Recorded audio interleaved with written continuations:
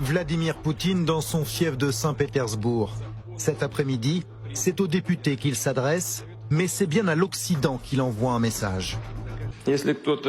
Si quelqu'un souhaite s'ingérer dans les événements actuels, un tiers en l'occurrence, alors il doit savoir que cela constituera une menace géopolitique pour nous. Et il doit savoir qu'il y aura une réponse, précisément une frappe de réponse, rapide.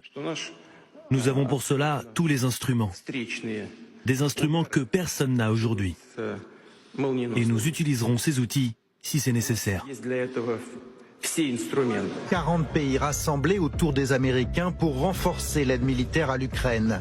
Une démonstration de force vécue comme une provocation à Moscou. Alors cet après-midi, l'Union européenne vient à leur secours. Elle sera solidaire et met en garde les entreprises tentées de céder au chantage du Kremlin. Les sanctions économiques, c'est également un sujet abordé tout à l'heure par Vladimir Poutine. Il assure que la Russie n'en souffre pas. Ils ont préparé une guerre économique contre la Russie, pas après pas, en utilisant tous les prétextes possibles. Ils ont imposé de nouvelles sanctions et les plans d'étouffement économique aujourd'hui contre la Russie ont échoué.